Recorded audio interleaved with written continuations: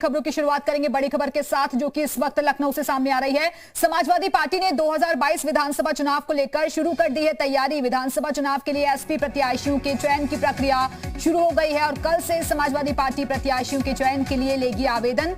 19 अक्टूबर 2020 से 26 जनवरी 2021 तक लिए जाएंगे प्रत्याशियों के आवेदन। उपचुनाव वाले जिलों के आवेदन रिजल्ट आने के बाद जमा करेगी पार्टी। तो इस वक्त की बड़ी खबर लखनऊ से, जहां समाजवादी पार्टी ने 2022 विधानसभा चुनाव को लेकर अपनी तैयारियां शुरू कर दी है। विधानसभा चुनाव के लिए एसपी प्रत्याशियों के चयन की प्रक्रिया शुरू है और कल से समाजवादी पार्टी प्रत्याशियों के चयन के लिए आवेदन लेगी। 19 अक्टूबर 2020 से 26 जनवरी 2021 तक लिए जाएंगे प्रत्याशियों के आवेदन। उपचुनाव वाले जिलों के आवेदन रिजल्ट आने के बाद जमा करेगी पार्टी, यानी कि उन जगहों को फिलहाल के लिए छोड़ दिया जाएगा, लेकिन चयन की जो प्रक्रिया है वो शुरू कर दी जाएगी समाजवादी पार्टी की तरफ से। तो सत्ता तक पहुंचने के लिए अब तमाम कवायदें समाजवादी पार्टी की तरफ से भी तेज होने जा रही हैं। इसी के चलते 2022 विधानसभा चुनाव को काफी अहम मानकर अलग अलग मुद्दों को हथियार बनाकर अब समाजवादी पार्टी जिस तरीके से सरकार को घेरने की कोशिश कर रही थी, उसी के आधार पर अब वो कौन कौन से मुद्दे हैं जिनको रखा जाए और उनको चुनावी हथियार बनाया जाए। लेकिन दूसरी तरफ एसपी प्रत्याशियों के चयन की जो प्रक्रिया है वो भी शुरू।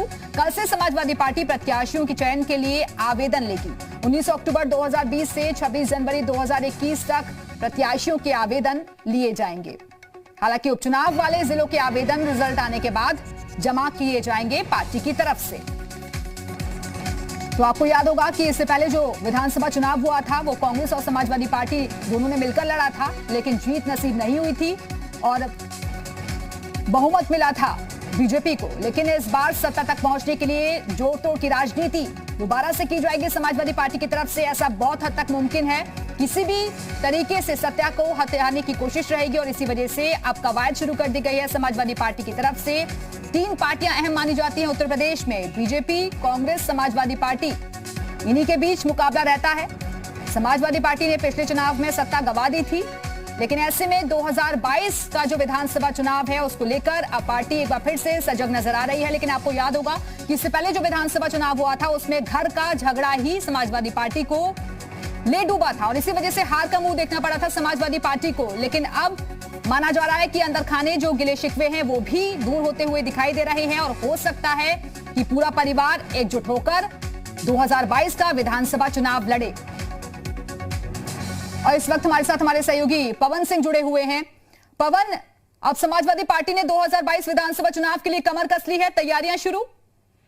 अब बिल्कुल सही कहा आपने, क्योंकि समाजवादी पार्टी ने बाकायदा प्रेस नोट जारी करते हुए पूरे उत्तर प्रदेश के लिए 2022 के लिए आवेदन मांगना शुरू कर दिया है।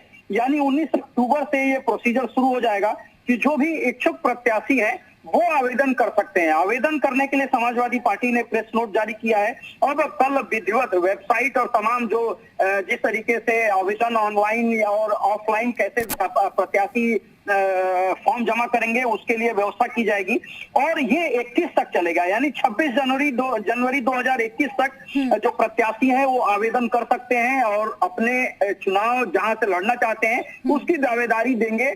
लिहाजा समाजवादी पार्टी जिताऊ और टिकाऊ जो कैंडिडेट्स हैं उसका चयन करेगी। हालांकि जो 7 उपचुनाव होने हैं उसका बाद में आवेदन मांगने का काम करेगी समाजवादी पार्टी, लेकिन अभी से ये कवायद बताती है कि 2022 को लेकर के किस तरीके से जो मुख्य विपक्षी पार्टी है वो तैयारी करने जा रही है। क्योंकि मुझे याद है कि जब पिछला चुनाव हुआ था विधानसभा का, उस समय समाजवादी पार्टी परिवार में आपस में द्वंद्व चल रहा था और अखिलेश यादव को जैसे ही साइकिल चुनाव निशान मिला था उसके बाद आनंद फानंद में प्रत्याशियों का लिस्ट जारी करने का काम किया गया था। क्योंकि उससे पहले शिवपाल सिंह यादव ने प्रदेश अध्यक्ष की हैसियत से प्रत्याशियों की सूची जारी की थी, उसके बाद अखिलेश यादव ने जारी की थी। उस समय बहुत सारे ऐसे प्रत्याशियों को टिकट दिया गया था जो वो प्रत्याशी चुनाव लड़ने लायक नहीं थे। लिहाजा अब समाजवादी पार्टी ने फैसला किया है कि समय से पहले अगर इसकी तैयारी करी जाए, समय से पहले तैयारियां पूरी कर ली जाए और प्रत्याशियों का चयन भी हो सके। बहुत बहुत